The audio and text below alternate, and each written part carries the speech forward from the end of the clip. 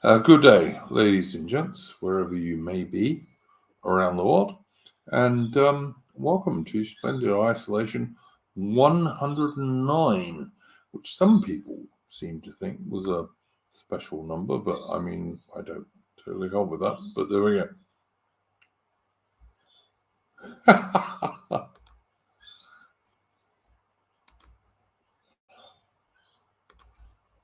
Okay.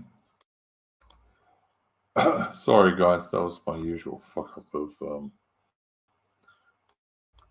that didn't work. But anyway, as always, I'm going to start us off with some music. So here we go.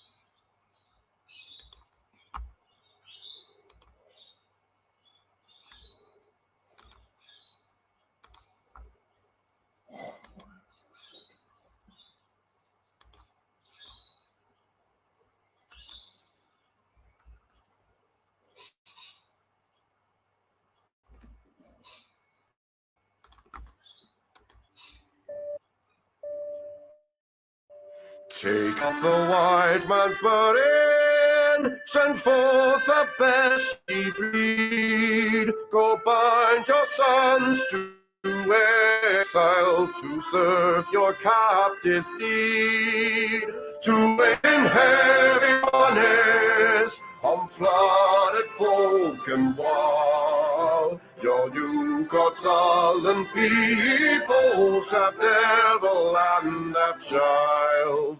Take up the white man's burden, in patience to abide, to the breath of terror and check the show of pride. By open speech and simple, 100 times made plain, to seek another's profit and work another's gain. Take up the white man's burden, the savage wars of peace, fill full the mouth of famine and bid the sickness cease. And when your goal is nearest, the end for others sought, what's love that heathen for, leaving all your hopes to loss? Take up the white man's burden, no tawdry rule of kings, but toil of serf and sweeper, the tale of common things. The ports ye shall not enter, the roads ye shall not tread. Go make them with your living, and mark them with your dead. Take up the white man's burden, and reap his old reward. The blows ye better, the hatred and cry of horse ye humour,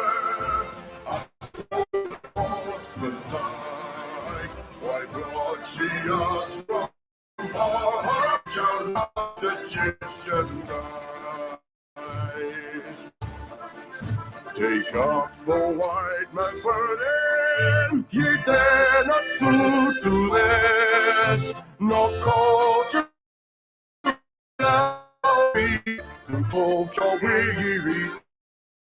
But ye cry or whisper, by all ye would do, the silent, sullen people shall weigh your gods and you. Take up the white man's burden, have done with childish days, the lightly proffered law. Beyond praise, come out to search your manhood through all of thankless years. No ends with dear, but with wisdom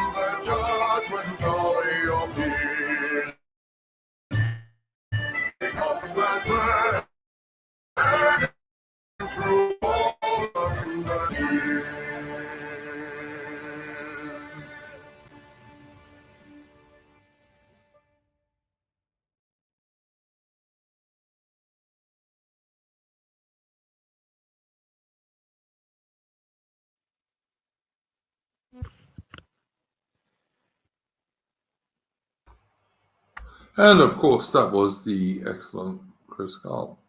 Go and check out his channel on YouTube.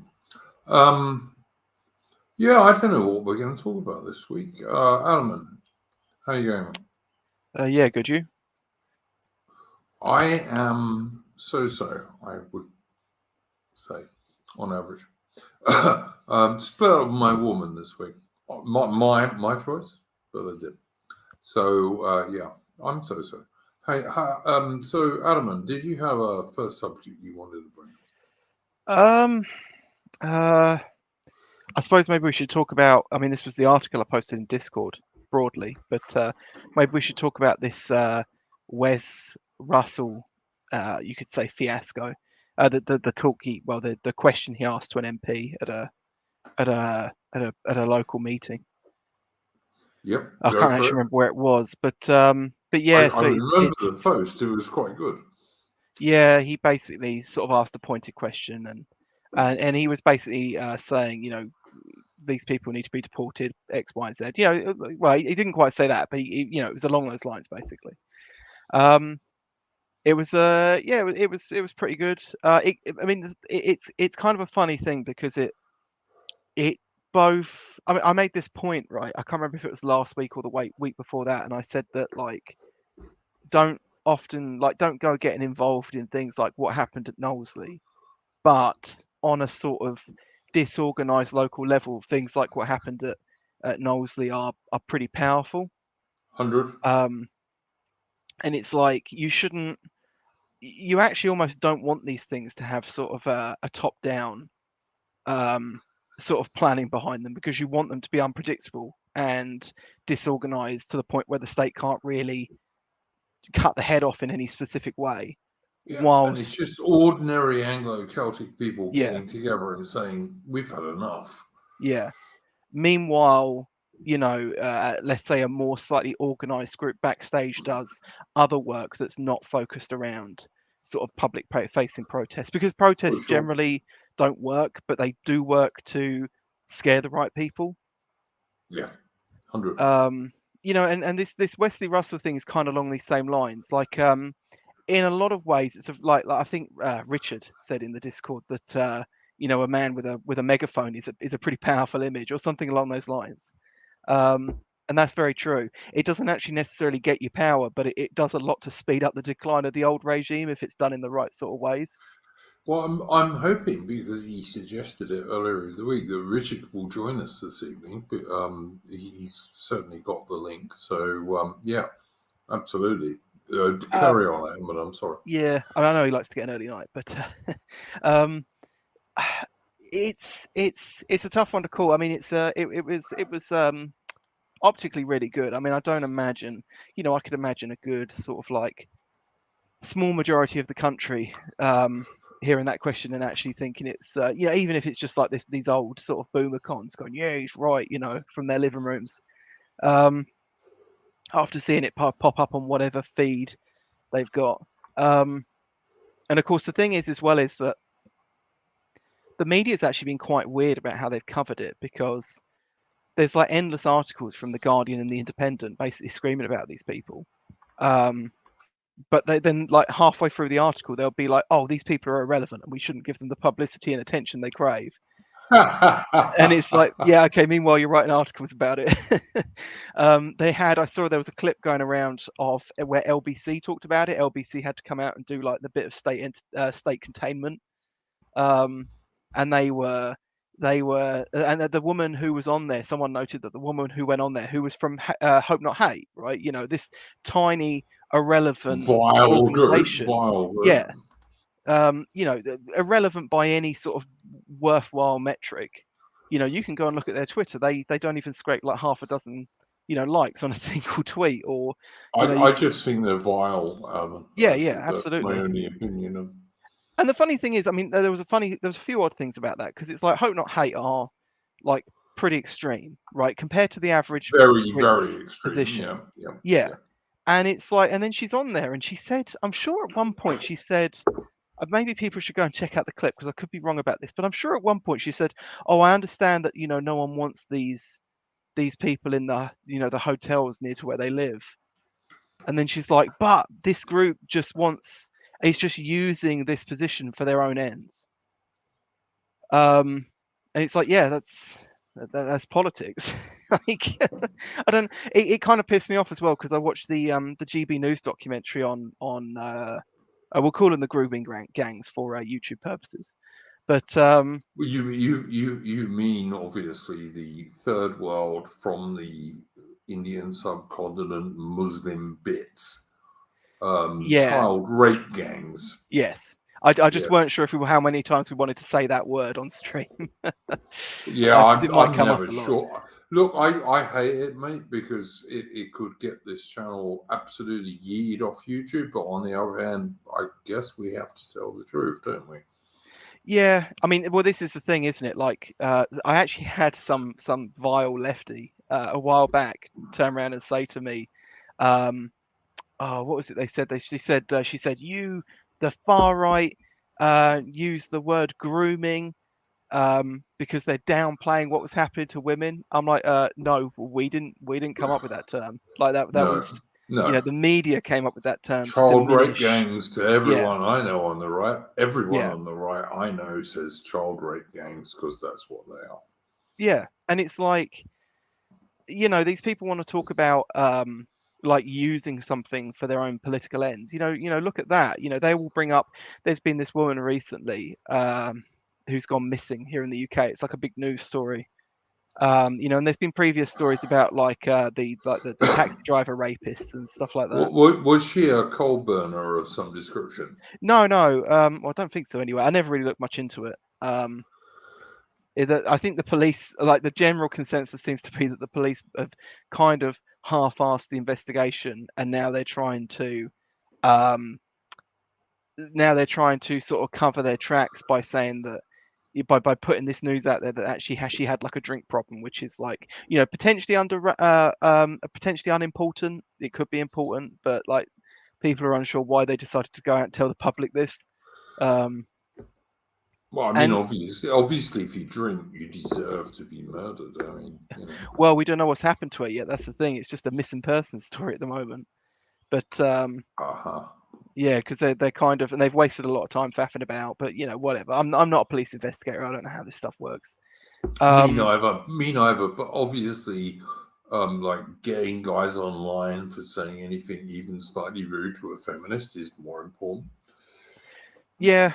Well, yeah. I mean, I think that's a point Konstantin Kisin actually came up with recently. Love him or loathe him. He said like he was going, oh, in Russia, 400, it was 300 or 400 or something like that. People have been arrested for things they said on social media, and then he turned around and he's like, oh, but in Russia, it's in the UK, it's like over 3,000 people in the last year. It's actually, I think it's even higher than that. Yeah. If you say something bad on Russian media about the vile Putla, your chances of getting arrested are very, very slim. But if you say something in UK online about anything to do with LGBTQ people or feminists or lefties or anything, your chances of being arrested are extremely high. But apparently, UK is a free country. We are told. I mean, that's kind of. I mean, I think Joel Davis has made this point before. There was a. I forget what the name of the debate was. They had Gio on there. That razor. Oh, I like Gio, and I know Joel Davis. Yeah. Yeah, I mean, it's worth people looking up. But yeah, there was. I forget what the channel was on, but yeah, it was Joel Davis, Gio, and that Razorfist guy on someone else's channel. Oh shit! Razorfist, I always thought was really milquetoast, but okay. Yeah, he is. They were supposed to be having a debate, but Razorfist had to go early, and it ended up just being Joel versus the moderator. But Joel made quite a good point on there, where he basically said, like, you could look at like, Stalin's Russia, and you can think a lot of things about it, but people broadly knew what it was they should and shouldn't be saying. Whereas in our society, it's all these kind of really quite bizarre positions that the state will then die on a hill to like punish you for. Yep. Like transing your kids and stuff like that, or defending literal rape gangs in northern towns. It's bizarre stuff. They're not all. They're not even all northern towns, Ataman, as I'm sure you know, like Yeah. Oxford, for example.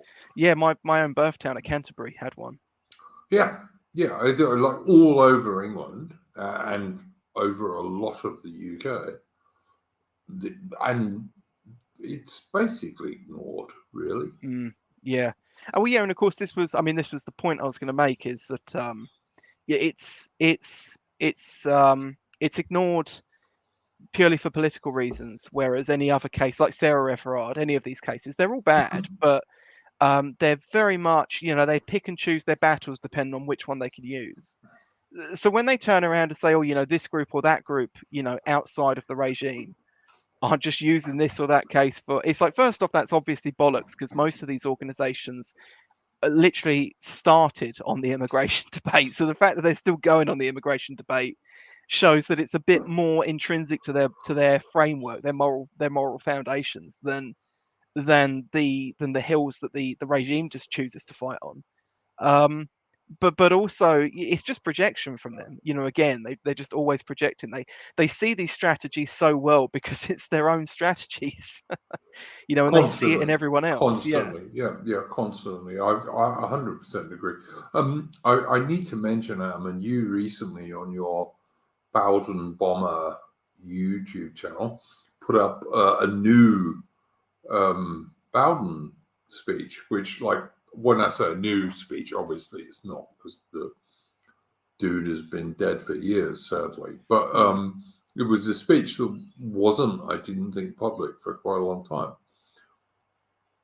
Yeah. This is the Charles Morass speech, which was one of his last ever speeches. Yeah, it was like only a day or two before the poor bugger killed himself, wasn't it? Well, yeah, or died, yeah.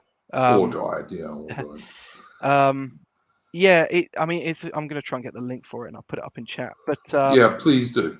It was just, it's a bit of a shame because the audio was horrific. I listened to it, Ataman, and the first 5 minutes, yeah, it is horrific. But after that, you can hear it quite easily, really. Yeah. After the first 5 minutes. Yeah, I've just put it up in chat, but I spent a good several hours trying to clean the audio up. And I've done the best job I can. I'm no sound engineer. There is a guy on Twitter that said he's going to take another look at it. Cool. So we'll see. But to me anyway, I listened to it. The first 5 minutes is like not very good, but you can understand what the dude is saying, and the rest of it is fine. Actually. Yeah, it really is. Hopefully this week I'll get a bit of time and I'll add some subtitles to the video itself. Because I tried to get YouTube to auto-generate some, and they were awful. It didn't do a very good job. No, I would not imagine YouTube would. Look, Bowden was like, I don't know. Bowden was the best orator, the best political orator that we have had since, I don't know, end of the 19th century, in my opinion. Did he have some issues going on? Yeah, of course he did, because we all do. I hate the fact that people on the right destroyed him in the end. I just don't get that. This is why I'm utterly these days against punching right. Like Bowden was God. I wish we still had it. Yeah. Don't punch right, guys. The left doesn't do it. Don't do it. Honestly, there are people that I absolutely do not agree with on the right, who I will never say a word against, because don't punch right. I really think that's important. I mean, this is why we can't have nice things, ultimately. That's the right in a nutshell. Yeah. I mean, that's going to be the case in any movement, sadly. But it has been especially bad on the right at certain times. Yep. Yeah. I mean, military theorist in the chat is saying Keith Woods and Joel Davis. Keith Woods is an intelligent bloke. Joel Davis is an intelligent bloke. I don't utterly agree with either of them, but I ain't gonna attack them. I'm just not. I'm sorry. I'm just not going to do it. Even though I don't agree with either of them, because they're not on the left. I mean, well, you can possibly argue Keith is going that way, but I'm not going to argue on that. I mean, Keith has always had he's the third positionist, isn't he? But yeah. I like Joel Davis. Keith is foreign, but but still not entirely a bad lad. No, I don't think he is either. I'm hoping we will get Richard on this stream, because Richard wanted to come on this stream. I'd like him to turn up, because really, this channel is like me, Ataman, and Richard. That's who started this channel. So that's why I'd like him to come on. But we'll see. Maybe he will. Yeah, Military Theorist also said he likes both of them, but they do punch right often. I will say with Joel, I think it's largely unintentional. I don't want to get into too much E-drama, but I remember he had this falling out with AA. And at the time, it just seemed entirely unnecessary. And I think because Joel's a young guy, right? He's like, I think he's actually even a little bit younger than me. And I thought he was early 20s, isn't he?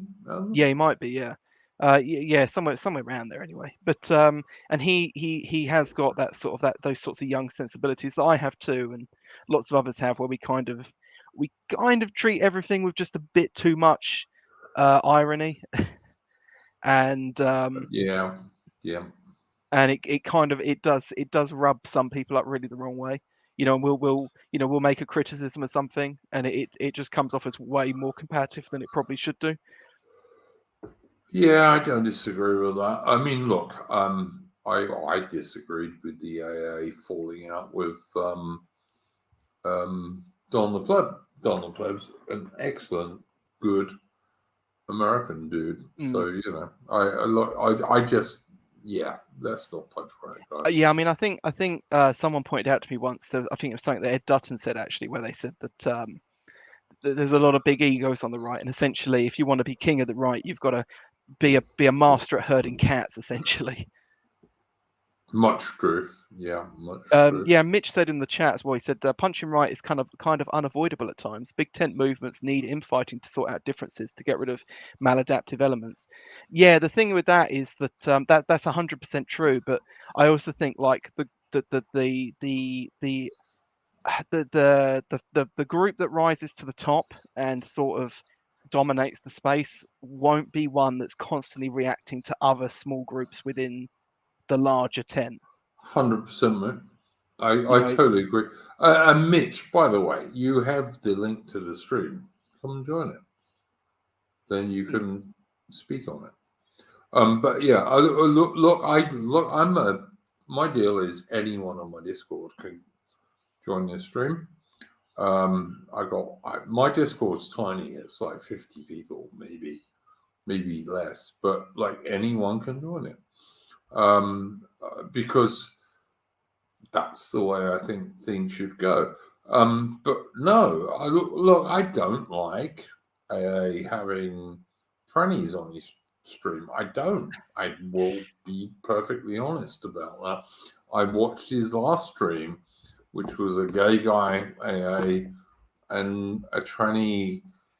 And is that a tranny's boyfriend? I don't know. But anyway, look. That's not my idea of trad at all. So I'm not going to agree with it, but I'm not going to slag him off about that because everyone else will. I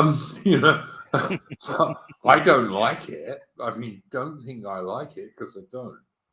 I don't have trannies on my stream. If any trannies ever been on my stream, please tell me, because I will say, well, I will retrospectively remove them from my stream. It's like, because I don't have any, basically. Well, I mean, here's the thing, though, right? So between talking about Joel Davis, Mitch in chat, and you, there's a bit of AA bashing here. So I'm going to come in with a minor counter, which is that AA does get lots of different people on who would not go well together. normally.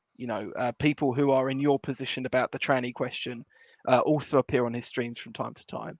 Yes, they And do. Yes, he does they a do. pretty good job of letting all those people have airtime on what is ostensibly quite a big channel with quite a few viewers without getting lots of conflicting wires crossed and causing too much unnecessary drama. Although sometimes AA does cause the drama himself. Yeah, never on Twitter. AI is absolutely lovely, of course, but yeah, no, I think you're totally right, mate. Even like I don't know, I watch loads and loads of channels. Like people say to me sometimes, how much time do you spend on this channel? Like I probably spend, I don't know, 50 hours a week just watching content, I guess. Certainly 40 hours a week watching content. Because otherwise you can't keep up with it. And there's loads of stuff I don't watch because I just think, well, okay, that's Sargon doing whatever Sargon does or whatever. But yeah, I don't know. I think I'm not absolutely in line with AA. I'm not. I don't have any desire to have transgender people on my channel, and they're not going to be on my channel because I would think that would make me not trad, I guess. But on the other hand, there are people who don't like Red Hawk, and I think Red Hawk's a pretty good bloke. Done a couple of streams with him. There are people who don't like Semi-Agog. I've done at least one stream with Semi-Agog, and I think he's a pretty good dude. Although, if you want full-on woo, go and watch Semi-Agog, because he can do that, whereas I certainly can't. But, whatever. I do like Mitch. Semi-Agog a lot, actually. He's Yeah, no, I that's like one of the streams I Semi-Agog. always reliably tune into. I do have to be selective with what content I watch because of time restraints, but he's pretty high up there. Yeah, Semi-Agog is one of the more intelligent channels on the right. I'll give you that for sure. And he also reminds me of me a bit because I think he's a bit of a rake in his younger days. So, Jobu in the chat is saying to criticize these guys is not punching right. Well, if you say so, Jobu. Well, I mean, there's definitely an aspect to which, again, a lot of the problems on the right don't actually come so much from punching. It's quite a bit of it is certain egos taking criticisms the wrong way. Yes, but there is also still cases of punching right specifically. But that's by the by. 100%, totally agree. Mitch, how are you going, mate? Same old. Apologies for coming on late. I usually get a notification from YouTube for the stream, but the fact that I never got, because it normally notifies me half an hour before the stream comes on, never got the notification. Well, I only sent you the link like 15 minutes before the stream came on, so don't be too hard on YouTube. I normally only send people links to the stream 30 to 15 minutes before it starts. Yeah. On topic of I saw, for example, like Joel and I don't know what's his name, Striker, for example, in fighting recently because Striker has this idea that that the Feds will promote Christianity, like the Westboro Baptist Church or whatever, as a means of de-radicalizing white nationalists and all this. But then they won't. Yeah, it's just because he's saying because, for example, there was a guy in charge of Westboro Baptist Church who said that while he opposes homosexuality, he supported integration in the 70s or whatever it was. So that's what Stryker bases it on. I think differences like that, like, for example, Stryker has a very sort of anti-Christian turn about him. And there are going to be a lot of people in the right who just have a problem with that because he is quite outspoken about it.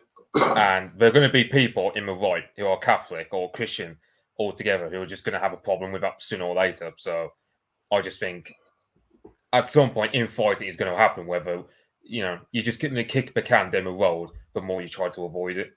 Really, Mitch, what's happening in Ukraine? Is Russia about to launch a vast offensive that's going to win? Which is why I hear from some people, or what? I look at it, and I know Russia's winning, but are they going to do this big offensive? I'm hoping they will, because that'll be the end of the war, and then less people will die.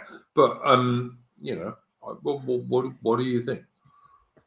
I'm not even going to bother predicting because I've been talking about that for ages now, like this whole long-awaited offensive, and it's still not happened. So I'm not going to bother predicting. But they've almost taken Bakhmut now, haven't they?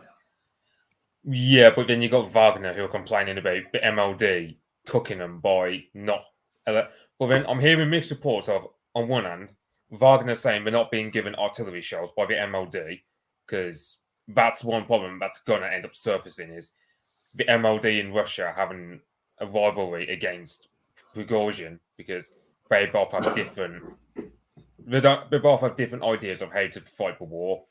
So there's going to be conflict there.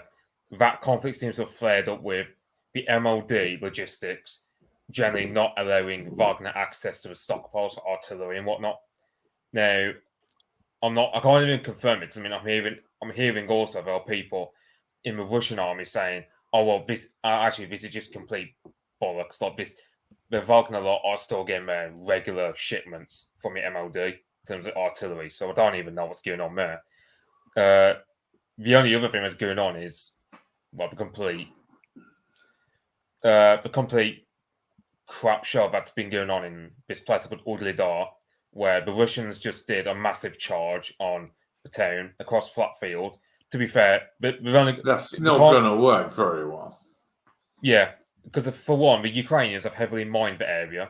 Now you get certain pro-Ukraine tards celebrating the fact that pretty much most of the country is so heavily mined that a squirrel can't even fart without setting off a damn landmine.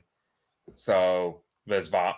Then there's the tree line near the place, which is so thin that if even so much as a squirrel farts on that tree line, the Ukrainians will see it. So any sort of attack in that area is just going to go bad for the Russians. They're going to take heavy casualties no matter. And it seems that whichever commander was in charge of that fiasco, yeah, we just hope that the guy gets a sack or just gets gets like a real telling off. I don't want to swear, but yeah. Look, I served in the military for like 10 years, and my deal would be if you're going to do a frontal attack with no cover, that's wanker. It's like a wanker thing to do. You attack the flanks if that's what you've got is a no cover in front of you. But I do also appreciate that in Ukraine, you're talking about areas with like not a lot of places where you can go around the flanks, because the Ukrainians are dug in and all the rest of it. And but I still think like Bakhmut is pretty much surrounded, and the Ukrainians have very little chance of doing anything there except retreating if they do it quick. And even then, they're going to lose quite a lot of guys pulling out. So, yeah, I don't know. Everyone says to me, like, I'm a Western soldier, right? Like, I went from the odd sniper in Northern Ireland to fighting against SWAPO in Southwest Africa, where we occasionally got a mortar bomb aimed at us, or an RPG-7, one of which actually wounded me, but that was because I was slow in ducking. And mostly it was just small arms shit, and like the Air Force and the artillery and all the rest of it was all our guys. So yeah, I get that guys like what's his name, the American Marine dude from Iraq who constantly turns around and says, "Yeah, like the Western armies can't fight a big time war now." I think he's probably right for the most part. But this big time war that is being fought is a bit different from what any Western veteran has seen. We always had total command of the air. We always had 99.9% of the artillery support, whereas in Ukraine this is totally different. The Ukrainians are fighting a war where they have almost no air support, and the enemy has vastly more artillery. Don't reckon that would be fun myself, but that's just me. That's just what I think. Simple pirate. Sorry, carry on, mate. I was going to say, in my case, I mean, you often get Western veterans who fought in Afghanistan. They're going to Ukraine to fight, and may just say, "Oh yeah, like we can't handle this sort of war because we've never been in it before." Where we're getting pelted up with something like 20,000 artillery shells a day, with we can't just call air support. Like essentially, they're having a go because they can't fight the war in easy mode. Essentially, because practically Afghanistan was kind of like easy mode where they could just call in air support. Granted, the air support wasn't as effective because Afghanistan is largely mountains, and the Soviets had a problem. But yeah, it's generally a situation where the Russians have far more firepower,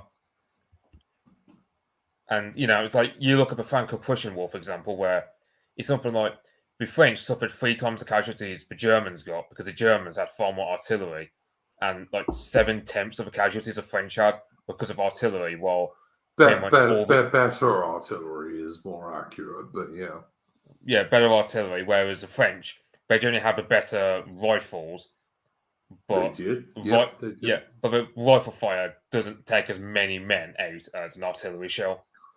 No, World War One. So the big myth of World War One is everyone was killed by machine gun bullets, where in fact the vast majority of casualties in World War One were artillery. Yeah, so you get. Then on the topic of like Russian offensive, I mean, so there's a guy on Telegram who thinks that what the Russians are doing is before this offensive goes on is they're rotating all the mobilized around so that everyone has experience for this upcoming offensive because they don't just want to chuck all the men into a meat grinder, apparently, which I would say that's true because, I mean, there's a big focus on medical, like on first aid for a lot of these Mobics is they got to have damn good medical training because that's the thing. Like Putin, the past 20 years, has focused a lot on demographics and in terms of like, elevating like, the birth rates and whatever. He doesn't want to see heavy casualties in Ukraine because if heavy casualties become the norm, what will happen is there's not many men to carry on the next generation, and Russia gets more screwed over than what happened under Stalin in the Second World War. So, on one hand, yeah, they need a big offensive because this whole slow slog through the Donbass isn't doing them any long-term favors. But on the other hand, well, that's debatable. But doesn't it depend on how many men they're killing and wounding? Like if the Russians are killing and wounding enough men, then that big slog through Bakhmut might actually do them a lot of favors in due course because there won't be any Ukrainian reserves to go anywhere. I mean, it's like you get people complaining about Ukrainians not having any ammunition. I mean, I reckon on one hand, all of NATO together can manufacture enough ammunition barely to sustain Ukraine at high rates. But you're more optimistic than me. But if you say so, no, it's like you're like I don't know. I mean, fair enough. In terms of the Soviet stuff that the Ukrainians use, yeah, there's only one factory. in all of the EU that manufactures Soviet bullets, and that's in Bulgaria. All the other NATO countries don't have any Soviet gear made in factories anymore. It's all going to be NATO stuff that gets sent now. Challengers, yeah. If the Challengers actually get when the Challengers actually Well, we're sending 14. You do understand it's 14 Challengers the Ukrainians are going to get. I was going to say the problem with Challengers is the spare parts of them are it's only us and Oman. But we're only sending them 14, so you've got 14 Challengers is not going to do anything. Well, I mean, 14 Challengers is a serious amount of firepower, but have they got the experience and the logistics networks to keep those things running? No. Those. Look, I reckon if 14 Challengers go into action against the Russians within a day or a day and a half at most, like a third of those are going to be out of action because they're going to be hitting the tracks or whatever it might be. But Biarkley in the chat says Ukraine is a Nazi state. I think that's what he means. No, it's that's not what he says. I thought that's what he meant. I really did, because I don't know what else he could have meant apart from that. But that's just me saying what I think about Ukraine.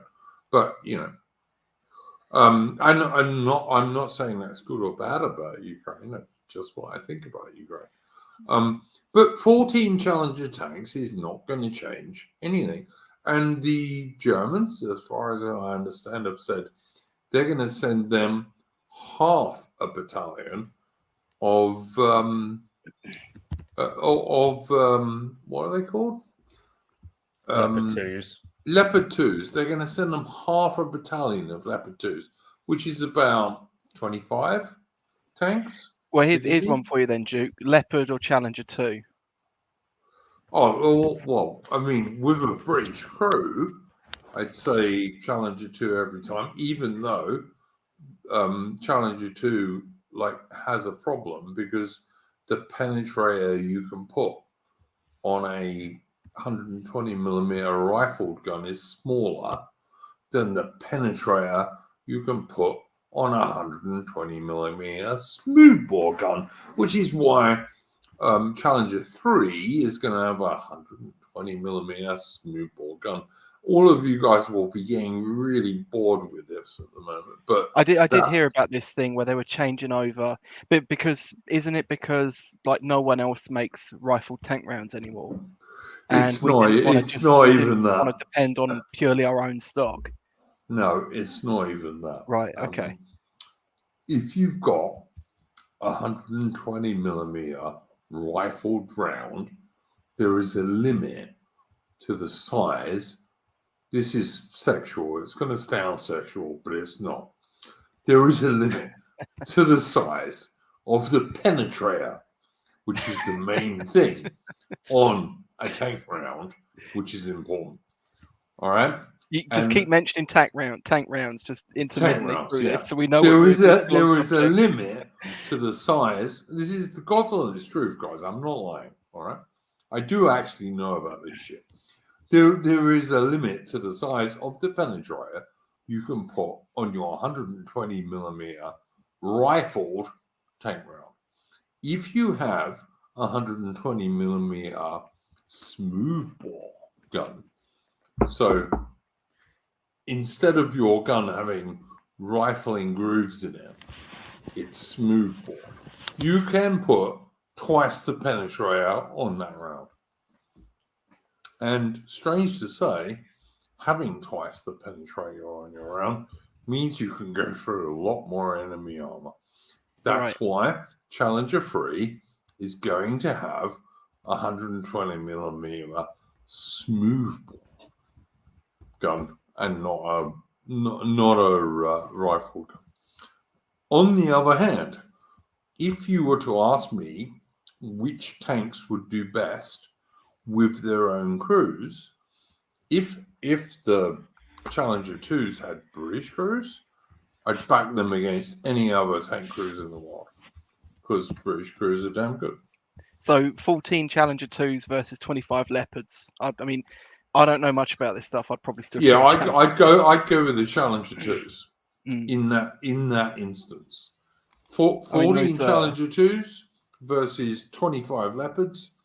Yeah, the Brits will win, just because the British soldiers are better soldiers, and like although the Germans might have a better gun, the Brits will hit them more quickly, more often, and they'll all be dead. And only one Challenger 2 has ever been penetrated by the enemy, and that resulted in the loss of a foot from a driver. Hasn't the Challenger 2 got some of the best armor out there? Like, The trouble armor is very good, and all that stuff. But military theorists brought up something in the chat, which is something I've heard, but I don't know much about. He says at least with the Leopards and the Soviet stuff, it can be repaired in Poland or the Czech Republic. I mean, that is one of the benefits, isn't it, to the Leopards going over there for Ukraine, is that because Germany has sold a lot of those to former to like Slavic states, there's a lot more sort of readily available parts and know-how. How many are they going to get? Them running. How many do you reckon they're going to get? It's 20, isn't it? 20, 25, something like that? 23, 25 at the most. I don't think 25 tanks or 14 Challenger 2s, or what have we heard? We've heard at least like 12 Abrams. Well, the Abrams seems completely ridiculous because you're not going to keep those jet engines running in the back country of Ukraine. So you're talking about maybe 50 tanks at the absolute most. They're not going to stop the Russians. I'm sorry, 50 fucking tanks. This sounds like Adolf Hitler when he was in a bunker in Berlin in like May 1945, and he said, "We're going to turn these dudes around." It's like no way. It doesn't matter how good your 50 tanks are. You're not going to win against thousands of enemy vehicles. You're just not. It's ridiculous. Yeah. It's insane. I mean, the only thing that pisses me off about it is like you say it's not going to do anything. The only thing it is going to do is they're going to get captured by the Russians, and then they're gonna be able to pull these things apart and find out they didn't already know. Yep, 100%. I've heard the Brits have said that there's going to be a deal where the Ukrainians must like blow them up if they're captured. Yeah, that'll work. Okay. Yeah. Why haven't we just always done this? Yeah, I know. Why? I'm sure tank crews when they're fleeing, when they're fleeing, that don't always just carry enough Semtex to like level a city block. Well, I'm pretty sure British tank crews and American tank crews and probably German tank crews do, but I doubt very much if the Ukrainians will mostly concern themselves with that as the 50 million rounds going out. Oh, you cut out a bit there. Same. Yeah, no. It's just bullshit. I mean, it's everyone. I just think everyone knows this is nonsense. Yeah. Sorry, did I cut out? I just think everyone a little knows through this. that. Yeah. I'm sorry, Lady of Shalott. I have sent you a link in the Discord, so if you want to join the stream, come and join the stream. But yeah, in a kind of addendum to this subject, though, do any of you know anything about this British ambassador that has been done for selling state secrets to Russia? From where?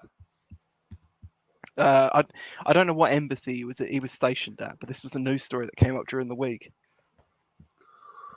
I don't know. I mean, I have a certain sympathy for him, but yeah. I just thought it was a curious story. I mean, as I far don't as know. ambassadors, oh, sorry. No, carry on. As far as ambassadors go, I mean, all I'm hearing is of like this woman called Samantha Power in Hungary, who's running what's called US Aid, and she's trying to teach democracy to young Hungarians. So they're gonna. I think they're gonna try and do a colour revolution in Hungary coming next election. But I mean, Yeah, of course. The implication is that all those elections they've had, they still don't know how they work. Apparently. What you mean, one man, one vote, and all that kind of stuff, which obviously is not what happens in the West anymore. Yeah. I don't know, man. I don't know. It was at the British Embassy in Berlin. I'm just double checking the story now. Okay.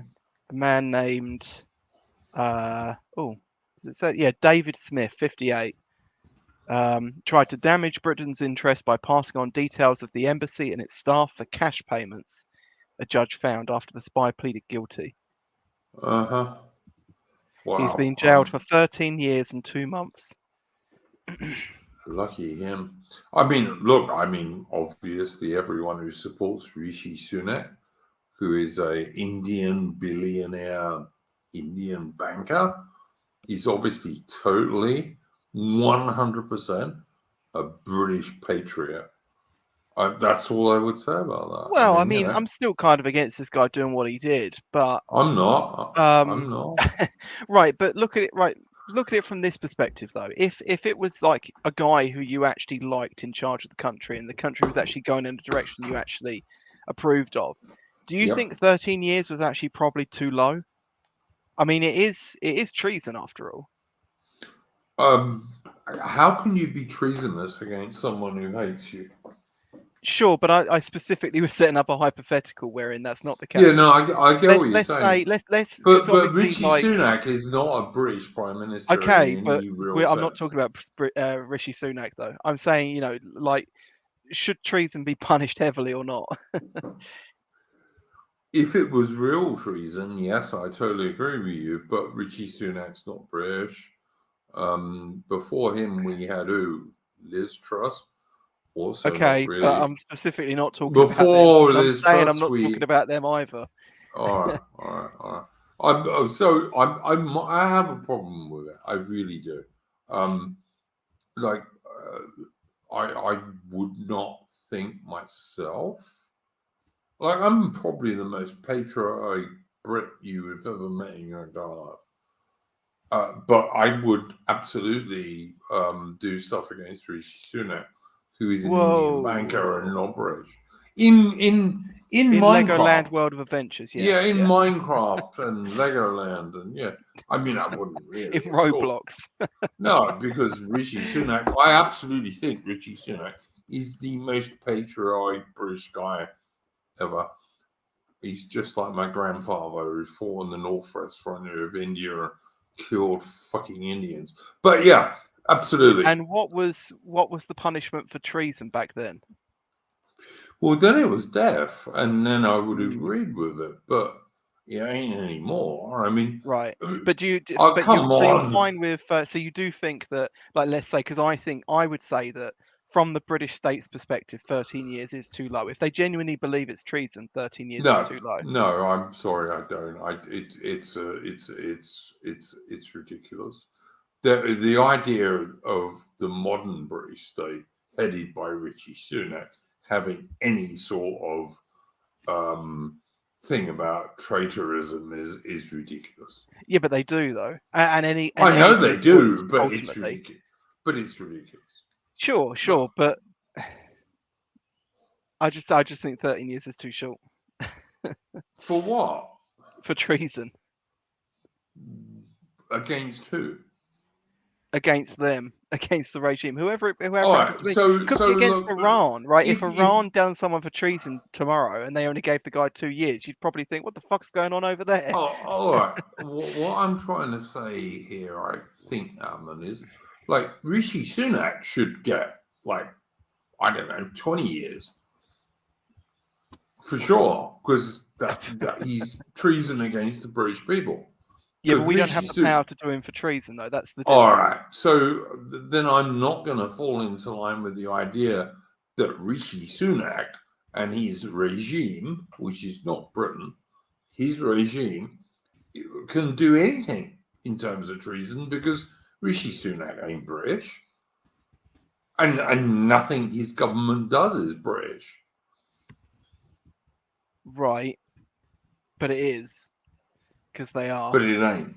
No, sorry. It's not. It's a lie. You know it's a lie. Yeah, it's a lie. But okay, so this is the thing, right? This is actually something I've been thinking about. It keeps going back to me because it kind of irritates me. And this kind of goes into the thing about like the whole layers of irony amongst younger generations earlier. I actually really can't stand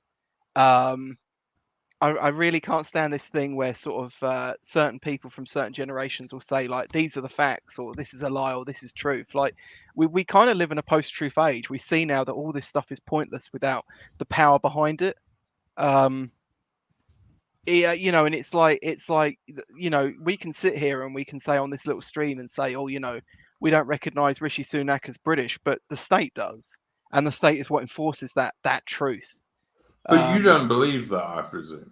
No, I don't. But I also know I probably am in a sizable minority, but still a minority nonetheless. And even if I was in the overwhelming majority, it doesn't matter because they're not the people with the ability to force their beliefs onto people. Okay. Look, I can only do what I do. Richard, good day. I can only do what I do. Like Rishi Sunak is the actual definition of a traitor, right? I wouldn't just put him in jail for 50 years. I'd execute the scumbag. So 13 years for treason is too low. if you are actually British, yes. But Rishi Sunak's not British, and you know he's not. Now, Jobu, who doesn't like me for good reasons, says I can't do abstractions. Yeah, I can. But I just detest Rishi Sunak, and personally, I'd shoot him myself in Minecraft, Susan. Like, honestly, I wouldn't really put, like, half a magazine in him. I mean, I would, but in Minecraft, obviously. Richard, how you going? Yeah, good. What the fuck conversation have I just joined? Well, Ataman was suggesting to us that a 13-year sentence for a treason. British dude giving information to the Russians was like reasonable, and I'm thinking, yeah, if Britain was run by British people rather than Rishi Sunak, I would not disagree with that at all. But Britain is actually run by Rishi Sunak, and in which case we're run by Indian bankers. So, I wouldn't give them 6 months, whereas I'd shoot Rishi Sunak in Minecraft, Susan. But there we go. My point isn't so much isn't that he's not British and therefore treason doesn't stand. My point is that they believe they're the authority, and but to them they still only consider 13 years as the sentence for treason. Like they're kind of downplaying themselves, essentially, is what I'm kind of getting at. But 13 years against Rishi Sunak is ridiculous. It doesn't matter like who it's 13 against. years. It's just them at the end of the day. Rishi Sunak. Well, actually, Rishi Sunak is not a traitor, to be fair, because he's an Indian, not a British guy. So, all right, he's not even a traitor. So, yeah, okay. That's where I come from. Richard, what do you think about this stuff? The story to fill Richard in is I was reading out a news story about a guy called David Smith, who was a British ambassador at the Berlin British Embassy, who's been jailed for a little over 13 years for selling state secrets to Russia. I would have given him a knighthood. I would have made him sir. Well, for selling state secrets. Yeah, against Sunak. Yeah, absolutely. Well, then you wouldn't have the power to give him a knighthood, then, would you? That's kind of the issue. Well, if I was in charge, yeah, because then Sunak would be like executed, in Minecraft, of course, and everyone else around him. So that's probably about, I don't know, 2/3 of the House of Commons would be executed, and then then I'd make him a knight, a bit like Tony Blair, you know. What's the difference? It's exactly the same, just from a different. It's about who has the power and who doesn't. Though. Absolutely, yeah, 100%. And what I'm saying is that they have the power. They define what treason is. You know, sovereign defines the exception and all that, blah blah blah. Yeah. And they've defined treason in value to them as 13 years in prison. But would you regard that as treason? It doesn't matter whether I regard it as treason. It's whether treason is done. What do I regard it as? What do I regard as just punishment for it? Which would be death, probably. All right. Absolutely, I see what you're saying. But do you regard someone doing what that dude did? And this is an honest question. Do you regard someone doing what that dude did against our current regime, which is absolutely anti-Anglo-Celtic British? Do you regard that dude as treasonous?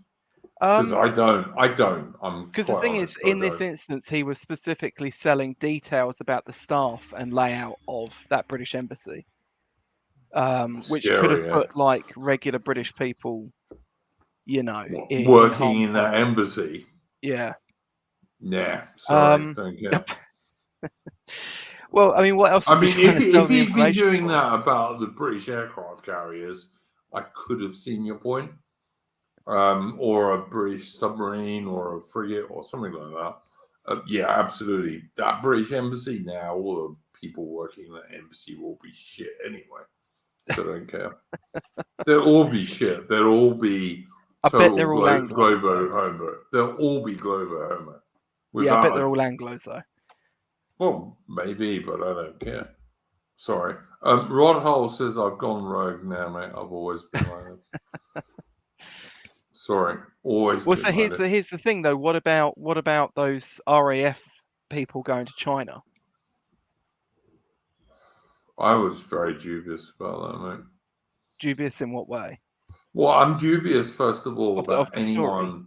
Look, yeah, I know about the story. If you go to China and you teach people about what the RAF would do in an emergency, you're Australia. Absolutely, and you should get done. Absolutely, because the RAF pilots who are going to get killed because of that will be RAF pilots. That's pretty simple to me. I mean, I think you're just saying that because China is across the way from you. No, I just don't. No, I think you are. No, it's because they're communists. You guys never get this about me, do you? China is communist still. Hey, look, no Chinaman's ever called me a gammon, all right? I don't have a problem with them. Absolutely, and that's fine for you. But the Chinese are still communist. Russia isn't. Do you see me slagging off the Russians? No, you don't. Russia and Britain don't need to be enemies at all. I'm enemies with China because they're still communist. Like when Winnie the Pooh falls and China stops being communist, I will suddenly become much softer on China. I mean, even if China was communist, which I don't think they are, but what business is that of yours or mine? I just don't like them. Yeah, I'm a nasty bastard. I kill people. I have done it. I will do it. I don't care. This is what I don't. Damn, Duke, this is done. You feeling okay, bro? No, I'm not in a good mood. But I mean, honestly, I've got no objection to killing people I don't like the Chinese communists. Well, but the thing is, like, I mean, then what's the issue with RAF pilots training Chinese pilots? Because they'll kill British RAF pilots. I mean, not likely, How? Not likely. because they're on the other side of the world from us. And you don't think Britain will end up fighting China? I kind of doubt it, to be honest. Okay, so if America fights China, Britain won't. Is that what you reckon? I Really don't reckon? think America's going to fight China. Well, you might be right, although at the moment they're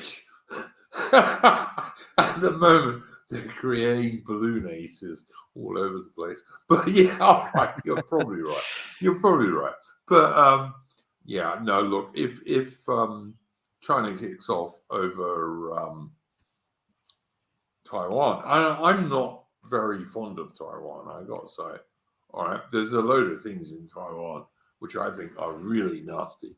But if China takes over Taiwan, her next target will be Japan, and her target after that will probably be Australia. And okay, fine, you can say, I don't care, I'm a Brit. I don't care what happens to Taiwan. I don't care what happens to Japan. I don't care what happens to Australia. You can say that, but I think that's foolish. So that's my view on that. But it's Right, just but the thing is, though, so view. like this guy in the Berlin embassy, right? He now we don't actually know if Russia was even interested in this information. They might have just not cared. But he obviously thought it had some monetary value, which was implying that he was fine with putting his fellow countrymen at risk. But was he for money. doing it? Was he doing it for money? Yeah, or it was for cash ideological payments. reasons or whatever. Well, he was trading the information. He was willing to trade the information for cash payments. So. Well, if it was just money, then okay, he's going to get Rishi Sunak's British embassy in Moscow penetrated. Do I care? Not really, because I full of British people. detest. No, I actual British people, unlike the cabinet. No, I detest Rishi Sunak and everyone who's going to be in his embassy in Moscow. There will be no good people there. Right, so then why are you so uptight about RAF pilots? I mean, that's Rishi Sunak's RAF you're talking about there. No, it's not. It's not though, is it? Really? Well, I mean, it Come is. on. It's still a government institution that he's he's at the head of. Yeah, all right. I get what you're saying, but you're not totally right. You're not totally right. Loads of guys will join the RAF or the Royal Navy or the British Army, Royal Marines, what have you, just because they're patriotic normies. Yeah, well, I mean, it's our job to convince them not to do that, basically, is my view. I'm not even sure about that, to be honest with you. Look, I've my son's in the Royal Navy Fleet RM, and I've told him he should leave. No. That's what I'm saying is that we should be. I mean, my message to any white man would be: why are you going to join the armed forces of the UK? Why? Yeah, no, I don't disagree with that. You actually had a stream about this very topic with Don the Pleb. I can't remember what was the outcome of that discussion. We didn't quite work it out, but Don and I kind of came to the conclusion it wasn't really a good thing to join. Yeah, because it's not an institution that will look after you anymore either. When it's look, you have to understand something, mate. Like, I come from a family that were all cannon fodder, all right? Well, all my family were British soldiers and what have you. Yeah, so did I. Fair enough. But so it's really, really hard to turn around and say, you should stop. You know? No, I understand that, but it's like I put this article up in. I don't. I put this article up in Discord, right? About this woman, this black woman who was an officer in the Royal Navy. Oh, God, I saw it. Yeah.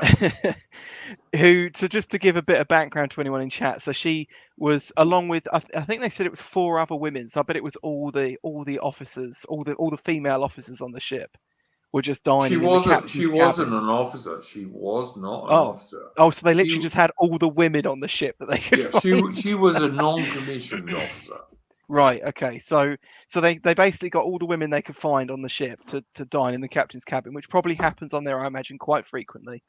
No, no. Most Royal Navy officers do not have ever non-commissioned people for dinner. Well, she did. Yeah, of And course I'm she did. saying on her boat, I bet that Feminist, happens quite a lot. And but you do know who that officer was, don't you? yeah, I'm aware, and I'm saying I bet that happens on her ship frequently, or anything under her command. On her ship, yeah. And so, yeah, I said that. And so, anyway, and of course, this was also the ship was going for a storm or something, and it had to take evasive maneuvers, and she's down there No, dining that's not with the other true. women. That's not true. That's not true. It was going through the channel, Yeah, through the English Channel, normal weather, and it was going to do a lot of violent, evasive maneuvers of the sort that a warship would do if it was under attack. Yeah, and she was dining with the other women, like boss babes. Instead of being on her bridge, like okay, so that's even worse. Yes, yeah. Any other British skipper would have been on his bridge because my ship's going to be going through a load of really violent maneuvers. Yeah, and yeah, of sure. course, But so and any skipper will say on the tannoy, like the intercom that goes all around the ship, we are about to do violent maneuvers. So the sailors are warned to hang on, because like these warships can do 40 miles an hour. Okay, they can do 40 miles an hour and they can turn really quickly because they're hunting submarines, fighting other warships, whatever they're doing. And any other skipper in the Royal Navy would have been on his bridge, would have warned his sailors, saying, "Excuse me, dudes, this is what's going to happen." But this fucking lazy bitch, who was vastly overpromoted. Duke, you're making my point for me. Yeah, she was vastly overpromoted, so the Royal Navy could say one serious Royal Navy warship had a female skipper. This lazy bloody woman was in her cabin having dinner with all the other women she could find on the ship. Yeah, exactly. And you think men should join this institution? No, I don't. I've already told you I don't. But yeah, but that was what happened. It wasn't like every other Royal Navy skipper in the whole of the Royal Navy would never have done that. This was a lazy woman who had been vastly overpromoted, and by the way, was a star of a BBC show. Surprise, surprise. Yeah. So it's even worse. So it wasn't in a storm. It was literally a planned training exercise, and she was still having dinner with boss babes. This isn't an institution young men should be joining. And it's the same for all the other branches. I totally agree. And well, I mean, you were just saying you didn't, but yeah. So okay. So we're on the same page on this. 100%. But it's really, really hard because, like, the British Armed Forces are what used to keep Britain safe. That's what used to save us, Britain that we probably shouldn't be interested in conserving anymore. No. Hang on. I'm talking about the real Anglo-Celtic Britain, all right? Like going back to the Falklands War and what have you. Like the real white Anglo-Celtic Britain. That's what I'm talking about. Yeah, well, I mean, that Britain's gone, mate. Yeah. I don't think it has gone. I think it's being eclipsed. But it's not gone. Yeah, okay, yeah, but that, to be fair, that's a good analogy. It's been eclipsed. Yeah. Yeah. I mean, who wants to be like passing off the baton to the Windrush generation? Fuck them. Let them go fight. 100%, and I agree. I do not disagree 1 single percent with that, mate. This is probably going to get my channel fucked.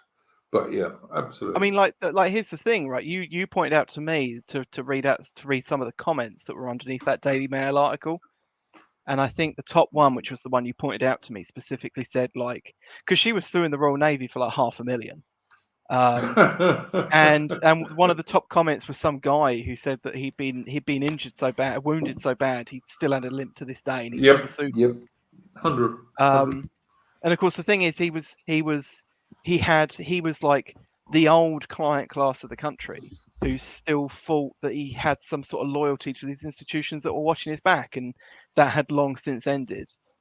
And you still see this today. You still see people walking around today, and they'll be like, they'll say sort of euphemistically, they'll go, oh, I've never been on benefits, and I'm proud of that. And it's like, why? You just fucking pay for all these other people to be on them instead.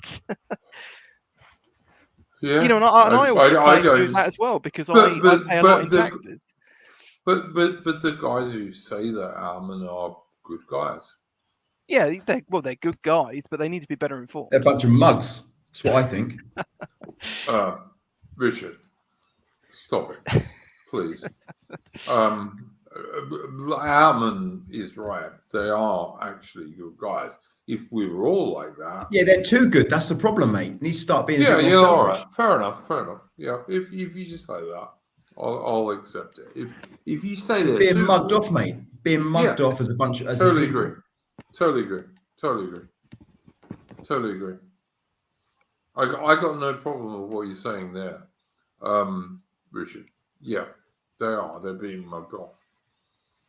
Like they did. They fought in Northern Ireland, and they fought in the Falklands, and they fought in Iraq, and they fought in Iraq, Afghanistan. Yeah, and they're Exactly, just mate. being mugged off. Yeah, absolutely. Yeah. Then I'll agree with you. And the bravest of the White brave strike. men. Yeah, the bravest of the brave men, but like just being mugged. Yeah. I got no problem if you turn around and say, like you just did, Richard, that they're really good, brave men, and they were and are, but they're being mugged. Yeah, I totally agree. That's what's happening. Yeah. That's why I'm telling my son he should leave the Royal Navy. Well, yeah, I'm Do you one of know these what? people because I paid 15 grand in fucking income tax last year. Fuck. Yeah, but some of these guys, Armin, they did the same, but they also got like wounded in Afghanistan or wounded in Iraq. Listen, Duke, listen. I think Bowden said something very, very important. He said, like, British people are very brave, but they're not self-starters. They have to be told by the establishment to be brave. And I think that's quite true. Because for some reason, I think it is because, you can send a guy into Iraq and he can fight valiantly for a bullshit cause, but he can't really go out in the street and say, you know what, I don't want to be demographically replaced. There's something about that just isn't fucking right. Yeah, Is there? Yeah. Didn't Wellington make a point like that when he said about turning these guys into fine men or something, or fine soldiers or whatever it was? Yeah, he did. Wellington turned around and said that everyone in the British Army like had enlisted for drink, but he said it is wonderful the fine men we have turned them into, something like that. Anyway, but yeah, I see what Richard is saying. I don't think British dudes need to be pushed to be brave, because I think most British dudes are naturally brave. And I don't agree. That's been proven for hundreds of years. Well, you can. I can go into Afghanistan and kill someone, but I can't go out in the street and say I don't want to be demographically replaced or I don't want to get dogs. Blah fucking blah. Doesn't make you brave. That doesn't make you brave, Richard. When was the last time someone shot bullets at you trying to kill you? Well, never. Right. So do you know anything about being brave? Well, hang on a minute. This seems like a loaded question. Who's loaded? It's Who's got the loaded question? Me or it's a setup, but it's like it's Richard's setup. No. I want to know why it is that British men can go and shoot people in Iraq and Afghanistan, but they can't say I'm David Smith and I don't want to be demographically replaced. Right, I don't want to be. I'm scared of being called a racist. Fuck this shit. All right, I'm not going to disagree with anything you said there, but do you think British men in Afghanistan only shot at people and never got shot back at? Well, that's not really important to the point, though. Is Oh it? no, it's not. No, it's not. Honestly, No, it's not. No, honestly, listen. Well, I mean, I'm look, Duke, happy to obviously sit there they and shoot obvious- people. No, no. Listen, Duke. hell. Obviously, Duke. Obviously, the guys that were in Afghanistan and Iraq, they engaged in firefights and combat. Yeah, sure. Yes, but they what's did, that? yeah. What's that got to do with anything? I mean, Well, yeah, I they don't are know. brave. You could ask the 500 dudes who were killed dead there, if you like, and the thousands who were wounded. But I mean, you don't have. Yeah, no. So I'm asking a question: why is it that they can sit there and take gunfire from some bloke in Afghanistan, but they can't go down the street and say, you know what, I don't want to be demographically replaced? Maybe Can you explain that? Because I can't really yeah, explain that. I kind of can. It's mainly because their bravery is like a normal male bravery That they don't do and when they're at home. It's not political. Exactly, Ataman. They don't have that when they're at home for some reason. I They're mean, like stifled. Yeah. But like Ash and Duke in Stifled chat as a said, people. he said, I know plenty of guys who think that way. They're just waiting to be sparked into action. I mean, you think back to like Enoch Powell, right? This stuff had been going on for years at that point, and then Enoch Powell does that one speech, and you know the whole country, the mood in the whole country was like electric for days afterwards. And within a year and a half was dead. Yeah, the establishment fought really hard to sort of put that back in the box and make sure that no one who could ignite that sort of spark ever came out again. Ted Heath for Broom. Yeah. Look, look, guys, I'm not disagreeing with you. I just think the courage of a British soldier, like when someone's firing him, is a directed force. Yeah, and he's like aiming at the enemy and firing back. It's not the intellectual thing you need to go on in your head when you need to come back to Britain and say, we don't want to be replaced. It's not the same. I wish it was, because like we'd have a lot more people on our side, but he isn't, sadly.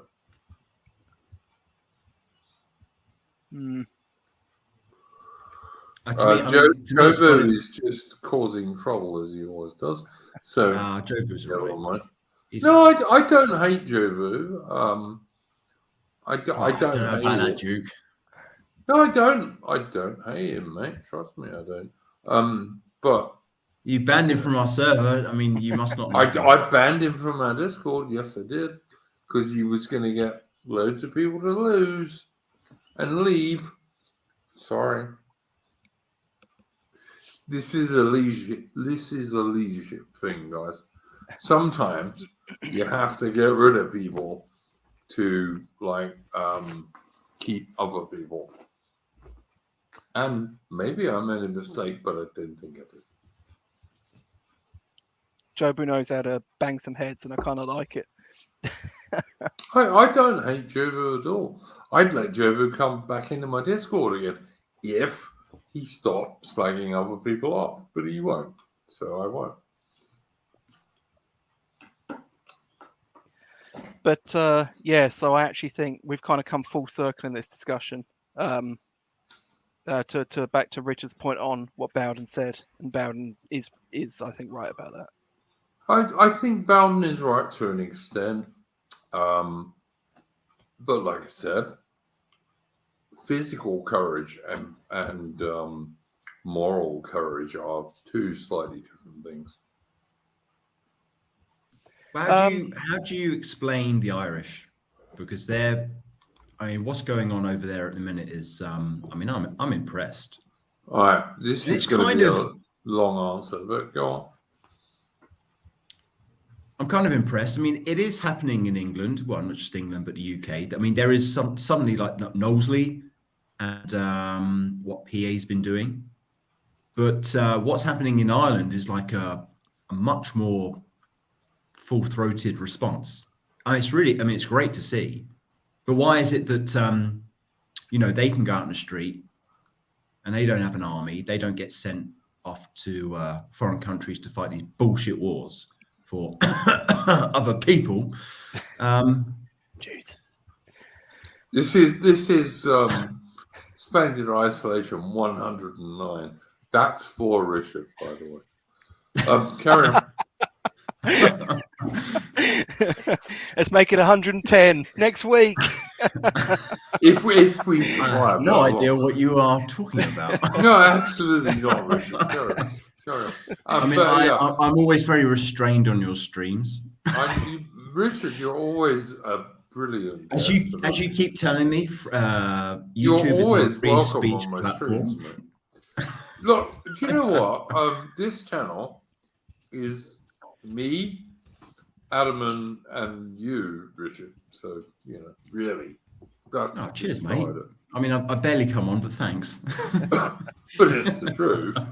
We started it, and it's still going. So, look. I mean, I do think the oh, sorry, go on. No, carry on. I was just going to say, I do think like the thing with the Irish is, it's actually also partly part of the Irish question as well, because they get wielded sort of quite a lot against whites. That guy Noel Ignatius, the tribe man, he wrote a whole book basically creating a mythology that weaponized the Irish against other white groups. And really? Yeah, and they do sort of, because he basically pushed the argument that the Irish weren't considered white in America, which was bullshit, but yeah, technically it's not true, but it probably should have been. And of course, the thing is that they kind of see themselves as and act like a non-white group pushing back against whites. So and you do see this in some of like their protests and stuff over there now. They'll Not all of them. No, not all of them at all. There's lots of good lads. Some of them in our chat, some of them in our Discord, who are sort of. There's a good showing though. Yeah, there is. There's a very good. But they're not afraid to get out on the street and protest. No, not at all. I mean, it's the same. I think some people on the right have said that the establishment will probably put the whole. I hate the phrase, but that they'll put the whole woke stuff back in the box essentially. If we see that, I think you might see some of the same stuff from some of the lefties, because they will not like having their megaphones taken off of them. They will react quite badly to finding themselves suddenly on the outside of the establishment, but it probably won't be as powerful as what we're seeing in Ireland now. So, and yet the original going back to like 1900 IRA were proto-fascists. Yeah. Mm. They're up the blue shirts. I think there's blue shirts. Is that all right? These guys were proto-fascist, 100%. In fact, so much so that even during World War II, Ireland was quite friendly with like Nazi Germany. Yeah. I mean, this is actually one of the things that's kind of always irked me, because of course back in that time, Ireland was sort of part of Britain, one way or the other. It was actually it was actually pretty strongly linked, because there was quite a period in the middle there where Ireland as a country was just quite well received as part of Britain. There was an enormous amount of the Irish making up like the armed forces and stuff like that, and doing entrepreneurial. Ataman, I forgive me for interrupting you here, but like in World War II in 1939, September 1939, when World War II broke out, over a third of the Irish Defence Force deserted, went north, and joined the Brits just to get in a fight. Sure. Yeah, but what I was gonna get at, going off of that, is I don't consider myself like a fascist, right? But one of the arguments that's always kind of irked me from the sort of counter-fascist sort of right is where they'll say, well, it wouldn't work here because it's a foreign ideology, which has always kind of irked me, because it's really not that foreign to us. For starters, I mean, Bowden describes Carlyle as the proto-fascist, and I definitely think that's true. To look through his work, but similarly as well, some of the earliest movements that we would see now as fascism were in places like Ireland and places like that, from the British Isles ostensibly. so I don't really buy that argument anyway. Maybe it just doesn't I work don't specifically in I England. don't know. Like, on the one hand, because I'm a quarter Irish, I'm quite in favour of the Irish. Certainly, very very brave soldiers and sailors sometimes, and airmen. But are we that close? I don't know. I'm not sure. No. I'd like all of us, the Irish and the Brits, to chuck over the Rishi Sunaks of the world and make them flee. But, that's just me. So I don't know. But I get what you're saying. I do get what you're saying. Mm. But I mean, I think it's important to recognize that, like, in September 1939, a quarter, actually, no, it was more, it was a third of the Irish Defence Forces deserted, went north and joined the Brits.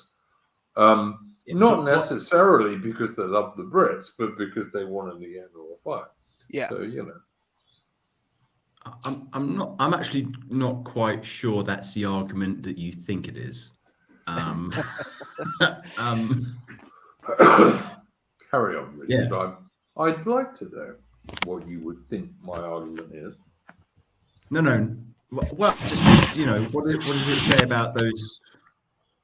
It's kind of like sort of sorting the wheat from the chaff. All of the kind of liberals fled the south and went north. Basically, yeah. Well, the people liberals thought that we should quote unquote. You think the liberals went north? Well, yeah, because the people who didn't give a shit didn't fight and went north. No, Duke, think the logic through. All the people who didn't give a shit about fighting fascism, quote unquote, stayed in Ireland, and everybody who thought that was important went north. So, is that really the argument that you think it is? How much do you think anyone in World War II, certainly in Britain or Ireland, was worried about fighting fascism? Well, the ones that went north probably did. No. I don't know, Duke.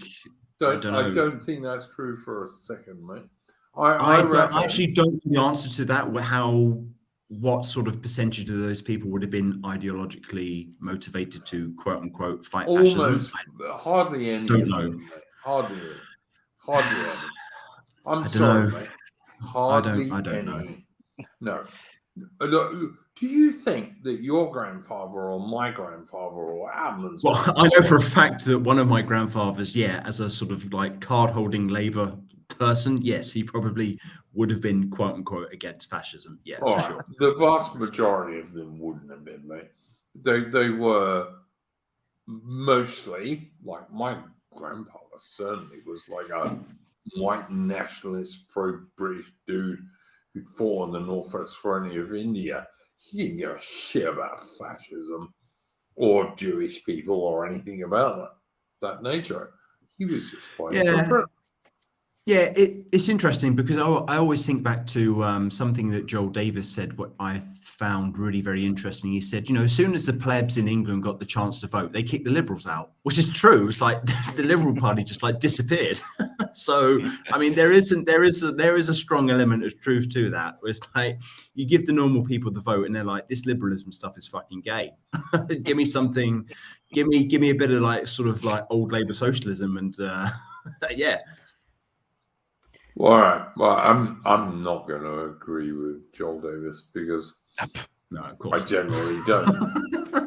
no, honestly, I look Nazi laugher for me. What did you say, mate? I said it's a bit too Nazi laugher for you, right? No, he's a bit too third positionist for me, which is not the same. But all right. Look, I'll happily do a stream with Joel Davis if he wants to do one, but he won't. But if he wants to do one, I will. He probably would. He probably would. All right. Well, ask him to do it, and I'll do it. And I don't know the fella, so I can't. I'm not in a position to do that. Well, I will happily do one with him if you would like to, although I don't think he will. But if he wants to, fine, and like he can make me appear an idiot if he can. But honestly, I don't get this shit. Like the idea that people in Britain in 1939 and 1945 were somehow, I don't know, socialists or whatever is bollocks. They weren't. And the Germans in kind of 1945, were. there was a Labour landslide. Yeah. How do you explain that? Well, partly from the Army Education Corps, which I have actually talked about. Well, the Army Education Corps was enormously expanded in 39-45, and it was almost totally dominated by socialists and communists. Was this the one that Orwell wrote the letter about? Yeah, Where I he think warned it his was. friend in Yeah, I think Parliament? it was. Yeah, Ataman, I think it was. Yeah. So yeah, it was. I mean, that would explain some of it, but not all of it. I mean, I think part of it was also people wanted to make a delineation from World War II and sort of push on from that To what? to something different. What, the NHS? Literally anything. Well, right, but all the parties had the NHS on their manifesto in 1945. Yeah, but bear in mind, Churchill's National Party, national in inverted sky commas, was absolutely dominated by the socialists because they were the only people who supported him. Like the Conservatives didn't support Churchill in World War II at all, really. Right. So what was the so why would they have not voted for Labour then? Well, look, if you believed the British Empire was a good deal, you wouldn't have voted for Labour. Why? Because they were going to destroy it, obviously. Well, I mean, they did, but that wasn't exactly on No, the they were manifesto, always going to do it, and they said they were going to do it. I mean, yeah, but they didn't exactly talk about it in their speeches, did they? That was all sort of very much something that they believed. Yeah, this is like complaining about people voting for Tony Blair because he opened the doors to immigration. Like, people genuinely didn't seem to believe he would do it. Okay, so what you're asking me to say now is that people who voted for that scum Attlee didn't know what he was going to do. Is that what you're saying? What are you saying, that people did know what Tony Blair was going to do and voted for him anyway? That's quite an indictment. But look, I think both are true to an extent. Maybe. Well, whatever. Yeah, I think some people knew what I did. I knew what Blair was, but I wasn't living in England by then, so didn't care. Did care, but it was limited what I could do about it. Sorry, Duke, just going back to your comment about Attlee and the British Empire. I mean, was there even an empire to give a shit about at that point? I mean, Australia was independent, New Zealand, Canada, pretty much independent. That's old Commonwealth countries, which I think Chris Garden and I will come on to talk about in due course. But Attlee immediately gave away India. Immediately. So what? Who cares? I literally don't give a flying fuck about India, mate. I just don't care. I know. Yeah, and I don't imagine most Brits at the time would have either. No, like compared to something like Australia, New Zealand, and Canada, which were already gone. I simply don't care about colonizing brown people. I'm sorry, it's just not something for me, mate. Nope. All right, that's perfectly all right. But I'll get onto this in a historical stream, this is not. But yeah, I will talk about that. Like my grandfather understood, for example, that if India was no longer British, Britain was no longer a superpower in the Far East. My grandfather understood that. So what? Well, that's fine, mate. If that's what you say, that's fine. I don't care. No, I don't care about the British state. I care about white people. Right. So mate. how does So would the if it British really, Empire if advance it re- interests of white people? so if it came to it, and the whole of Britain was overrun by brown people, but Germany was Kind of all like right. now. Yeah. Okay. Keep going. Oh, Germany's all right, is it? Well, the Germans aren't brown. No, but the whole of Britain is not brown, is it? I mean, going by the sort of conversations we'd have on most of these other streams, we'd think it's basically there. What is it? It's baked into the cake at this point. What is it? 83%? Yeah, you white? have to look at the birth rates and the composition of the I get generations all of that, kids. mate. But what I'm trying to say is, if all of Britain was like brown, and but a bit of Germany was still white, you'd be pro-Germany rather than pro-Brit. Is that right? Well, by your definition, I mean Britain wouldn't even be Britain if that was the case anyway. So I wouldn't. Well, absolutely, just wouldn't and give a I agree, shit. but that's Just not wouldn't care. where we're at. Right, hang on a That's minute, not though. where we're Duke, at. you were saying that, like, you know, the Indians in the cabinet aren't British. Now Yeah, you're saying absolutely. that if you chose, No, if you had to choose between no. them or the Germans, you'd choose Hang them. on. No, hang on. You're not listening, Ataman. I am listening. No, what I was I'm just saying. a bit. All right, I'm really drunk. All right, guys, but I'm going to try this once more. If Britain, which at the moment is like, I think 85% white, was not white, but was totally brown, but Germany still was, I don't know, 55% white. Are you telling me, Richard, you'd be full on German? Well, I'm not German, so I can't pretend that I like care about Germany more than Britain or blah blah blah. But like as a sort of like a general theme, yeah, as a white person, I care about like whiteness. But you don't care about British people. I care about British people, of course. They're my first priority, but like white people are just as important. And when we say British, we mean white British, like Anglos, not Yeah, Indians. you guys know when I talk about British people, I mean white Anglo-Celtic people. I always do. You know this. And to me, like, you know, I don't care. Like, if Germany is 100% brown, I don't give a shit, really. I would prefer it not to be, but if it is, don't care. I care about the Anglo-Celtic British people. That's what I care about. But I care about the Anglo-Celtic British people, who are the white British people. Yeah, but I mean, as a group, we're always going to exist. Maybe not. Well, we're certainly going to exist in Britain. I mean, God only knows what it's going to look like in the future. But you know, we're spread all over the world. We're in the United States, Canada, Australia, New Zealand. So like we will continue. It's just a debate and an open question as to whether or not that's going to continue in, well, a number of white countries, really. I literally have no idea what the future holds at this point.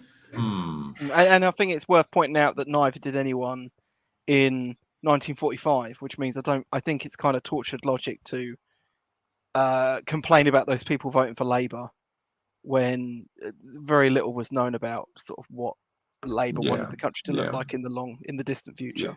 Yeah, and no one in 1945 knew about the ships from the West Indies and all the rest of it. Yeah. Well, even the Labour Party didn't know about that in 1945. So we're told. Yeah. Yeah. Well, I mean, it's pretty well documented that I mean, Attlee wanted to have the ships redirected to fucking Africa, which sounds pretty base, but a few subversive elements within the party talked him out of it. Yeah, socialists are never good, mate. But yeah. But you know, we've all moved on from that. And I'm all about destroying the Conservative Party these days rather than Labour. I mean, we know what Labour is, but for Britain to survive as a real Anglo-Catholic British state today, we have to destroy the Conservative Party. If we don't, we are done. I had a Lib Rishi Dem Sunak councillor lot. come to my door today, a campaigner. I saw your comments in the Discord, mate, and I would have, I wouldn't have punched her because that would have got me sent to prison, of course. But I would have sworn at her. I have to say. No, I was perfectly polite, but I mean, it was just cringe-inducing. She genuinely seemed to believe as well when she was going, oh, you know, who do you vote for? And I said, oh, I don't really vote for anyone because there's no one in the area that shares my values. And she kept trying to say, oh, you see the NHS is a big issue, don't you? You see the NHS is a big issue? And I was like, I mean, it's shit, but there's bigger things on my mind. Yep. And she kept saying, she was like, yeah, we can change the country. All you need is a pencil and a ballot paper. And I was like, oh, God, Lord, give me fucking strength. Jesus, what is this? Ah, sign me up. You know, and I'm sitting there thinking, how spurky do I want to get with this? But I was just like, nah, it's not going to happen. You're not going to vote your way out of this. Don't disagree. Complained about immigration, and she was going, oh, but border force, no. How to assess the age of these refugees, And oh, do they they're take fleeing. anyone back? Well, Do this they was the take thing, because she anyone was going, back? oh, you know, they are fleeing like war zones and that, and I was like, what, like France and Albania? Yeah. I said, I'm not very France convinced. is full of war. And I said, look, and anyway, because she was going to butt in, I was like, and anyway, I said, I don't actually really care that much about refugees. I care about the fucking 500,000 sort of legal immigrants that the government just lets in every year. Yeah. But Awesome. yeah, it was a pretty cringy conversation. Yeah, you were much more polite than I would have been, but you're probably right, and I would have been wrong, I guess. I mean, as Lady of Shalott says, half of them are coming here to rape schoolgirls, but you know. Well, this is the thing. She's sitting there saying, "Oh, you know, it's not that big of a deal," because I brought up the Knowlesy thing, and she's going, "Oh, you know, it's just one incident, though. It's one incident." I said, and bearing in mind, right, I haven't made any bones about this. I'm not doxing myself. I live like a little bit outside of Canterbury in the southeast.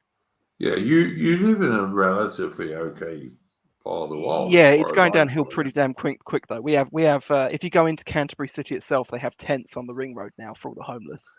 Just like some of these Americans my dad took me to Canterbury Cathedral when I was a kid, and inside it is the Black Prince's tomb with some of his armor and weapons. Is that still there, mate? Yeah, it's still there. It's still good as well. Probably one of the last good bits of Canterbury.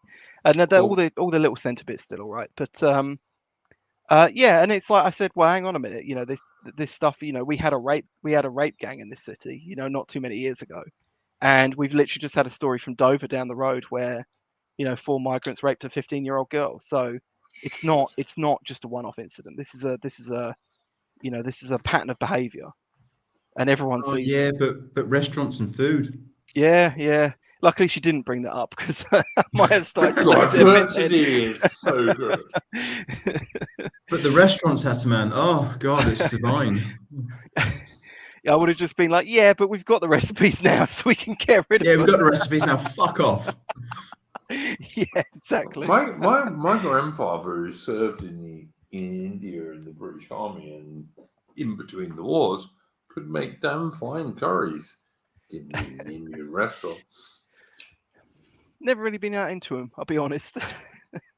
I like curry and I can make curry, but you don't need those people in your nation to make the damn thing.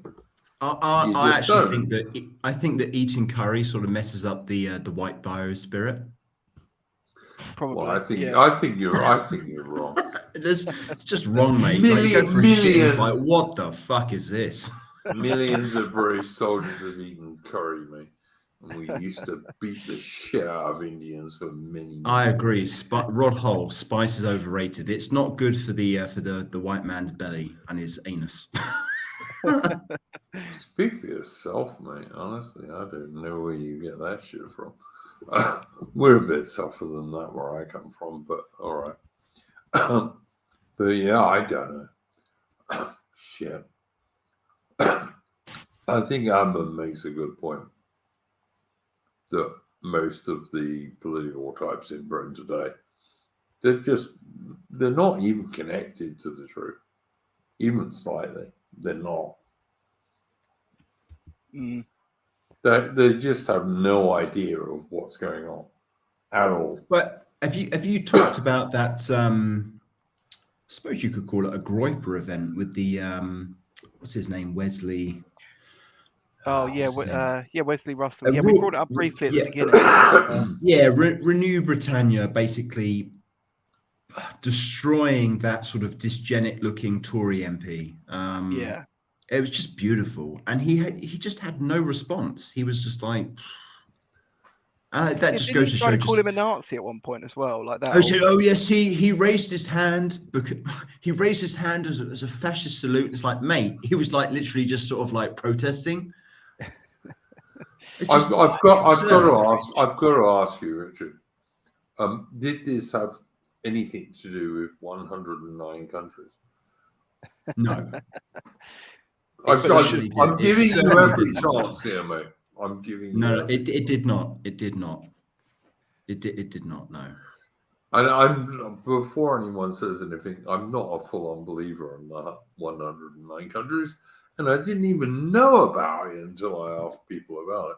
So, but I'm giving everyone their full-on chance. Cool. Just in case they say, "Oh no, you're just a gatekeeper," and all this kind of politics that you hear all the time. But yeah. Mitch, you haven't said anything for ages, mate. How you going? Yeah, Mitch, 109. What do you think?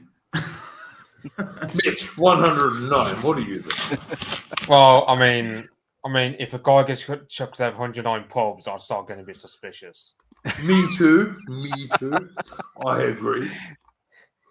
But there is no race in the world that's ever been chucked out of 109 pubs, obviously.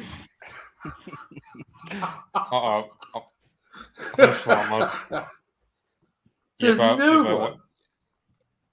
Yeah, you better watch out, Bo. I mean, I think Rabbi Interracial Pornstein is going to take away some social credit points from you in a minute.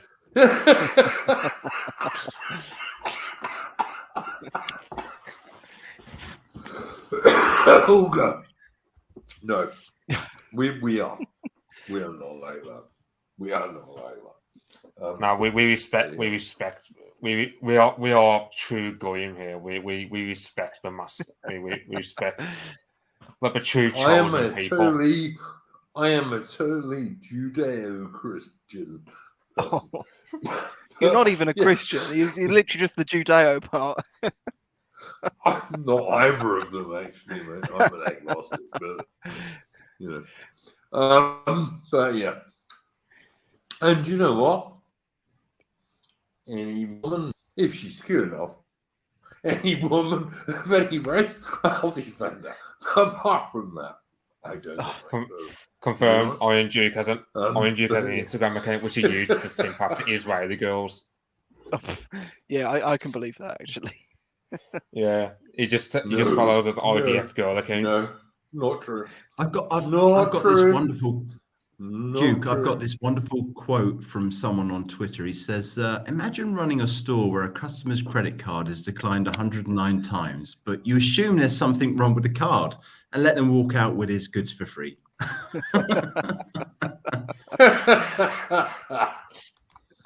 Oh God.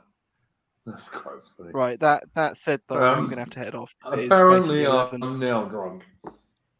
Yeah, you are. I'm drunk told since the start. I'm drunk.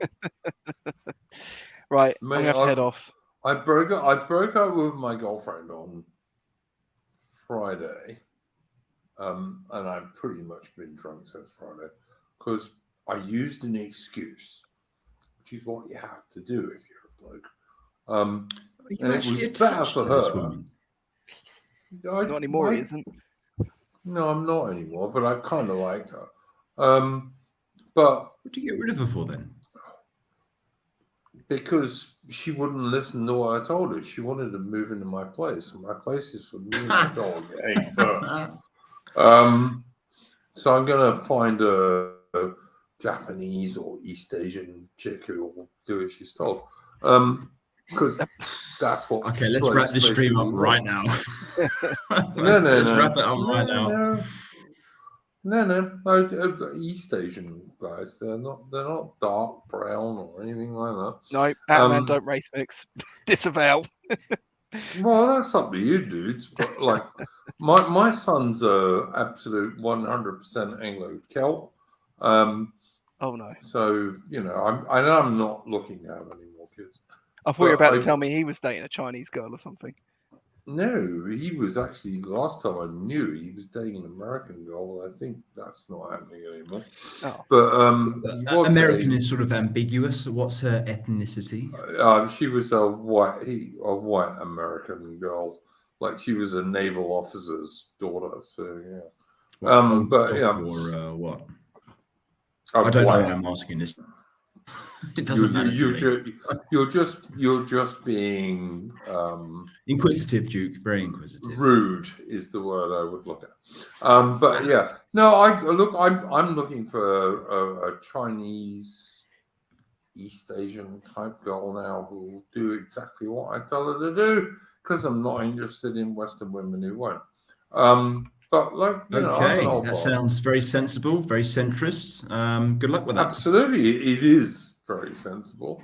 It is what all white men should do. They should demand that. You heard it here first.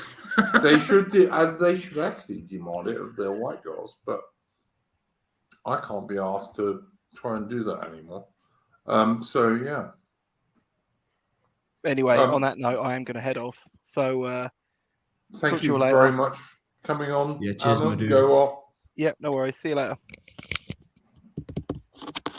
All right. So yeah, Duke, I'm gonna pop off soon as well because I've got to go skiing tomorrow. So you got anything for me? I know it's a short sort of trip. Well, short. Who makes that bloody vehicle you keep going on about in the Discord? Oh, Suzuki. What? Oh, is it a Japanese vehicle? Yeah. Ah, okay, fair enough. I didn't know that. I knew it was a 4x4. I just going, who makes that fucking thing? But anyway, no worries.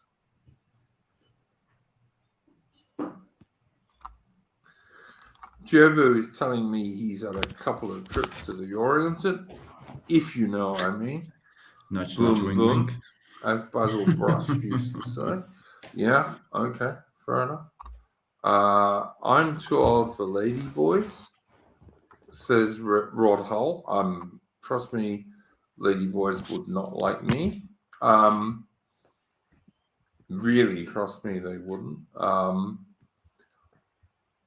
So yeah, military theorist says stop it. Whatever that means, I have no idea. I don't know. I sometimes love this channel because people come up with shit all the time. Tricky Woo says, me love you a long time. I remember my Australian girlfriend used to often say to me, sucky, long time $10. But yeah, that was just so yeah, whatever. Well, these are quotes from Full Metal Jacket, and of course the other one is tupuku. Don't remember that. I do remember you're right about sucky long time is probably Full Metal Jacket. Although I think so, actually that went back to Vietnam, and of course many Australians.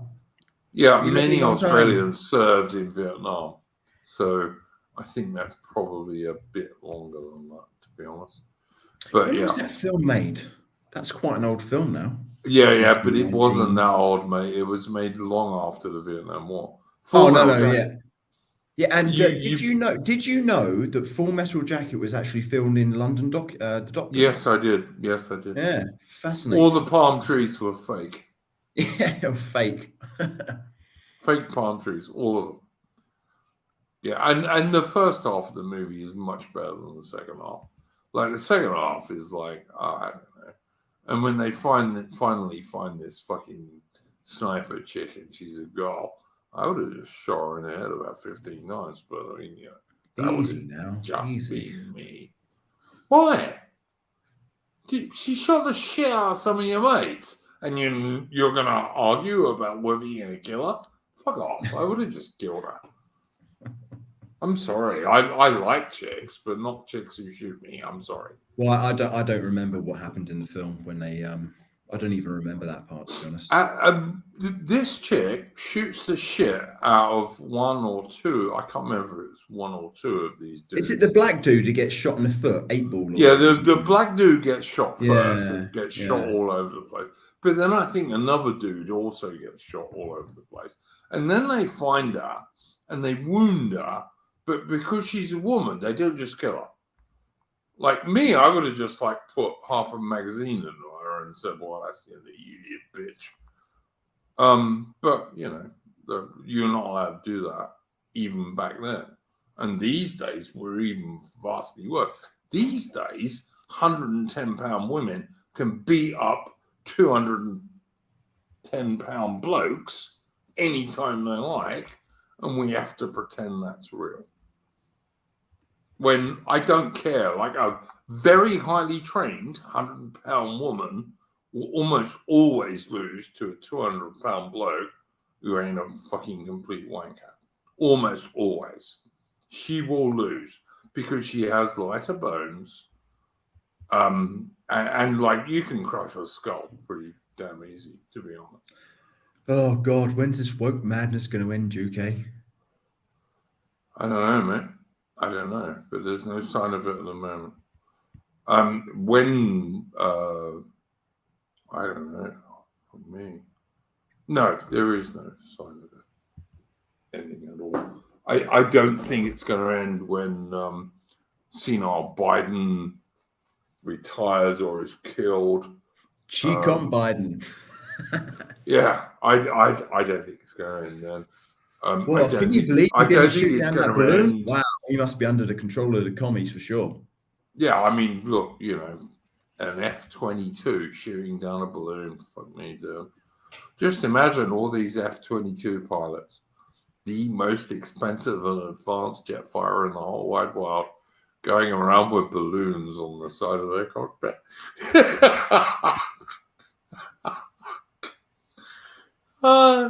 And we're supposed to believe it. It's so pathetic. It's unbelievable. But then, when Rishi Sunak is replaced by Sir Keir Starmer, that ain't going to change anything. So, Hey, I don't know. Did you talk about that ecological? God, I can't get my words out. Ecological disaster in Palestine, Ohio. No, but if you want to, go for it. No, it just makes me think that this absolutely disastrous train wreck with incredible amounts of toxic contamination in Palestine, Ohio, hasn't made the news at all. And yet we're talking about flying UFOs and stove ovens that can kill people. Shit like that. Yep. I look, mate, I totally agree. No argument. But none of it is as evil as Putin. Like, Putin That is true, yeah. Pure evil. Pure evil. Pure evil. With Trump. Pure evil. Yeah, it's terrible. Mitch, anything you would like to say before we finish? Just on East Palestine, Ohio. I mean, the thing is, that place is nearby a river that is a tributary of the Mississippi River. Yep. So it's spreading everywhere. Yeah. At the moment, they're projecting that 5 million people can be affected by the chemicals because the feds and the Ohio state government just aren't really doing much about it. Yeah. And if the chemicals go down the river, they'll then get into the Mississippi River. And I'm pretty sure the Mississippi River and all the rivers joined to that form like the primary water supply for, we're talking tens of millions of people. So and God knows how many like ecosystems and animals and all the rest of it. Yeah. Yeah, you can just Yeah. import those from China, mate. Yeah, totally. According to the Import them from Greens. China, yeah. Yeah, the Greens don't care at all, apparently. Where's good. Greta Thunberg? Nowhere to be found. Well, Nah, she's probably like treating alcohol syndrome babyhood. But yeah, Either yeah. that or she'll be bollocking us over burning coal. Oof. Very likely true. Very likely true. And we'll soon you see, mean that burning because she'll- coal? Sorry, my bad. Yeah, she'll be bruised in due course. But yeah, all right. Yeah, I don't disagree with that at all, mate. I think you're probably right. All right, guys.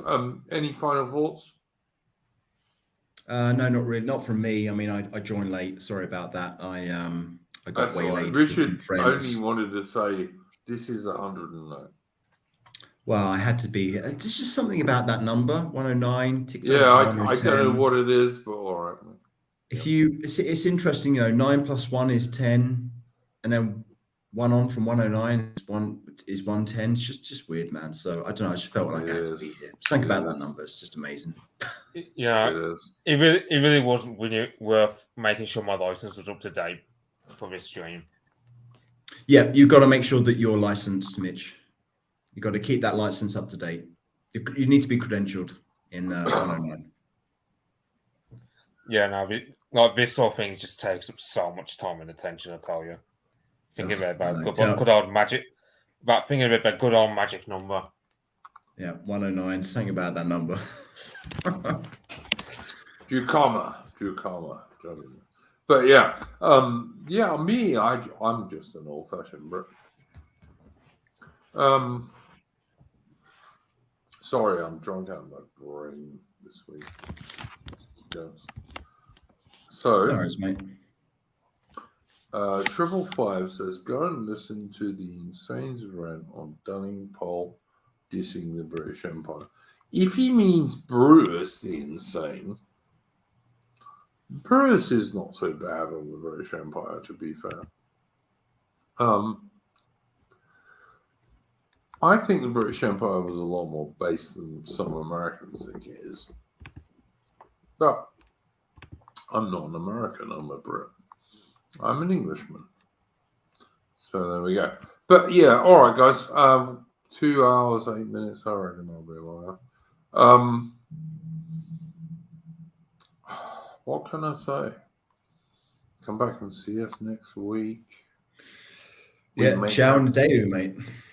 We may have different ideas. I might by then have a Japanese girlfriend, which would be cool. I won't. That's a joke, by the way. But yeah, as always, we're gonna close off with some music. All right, cheers, bye.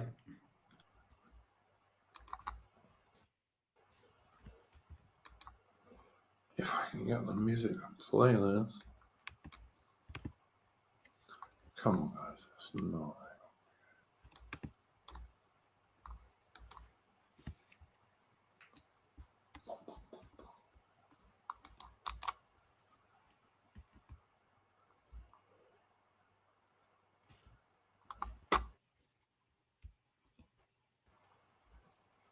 You know what? Well,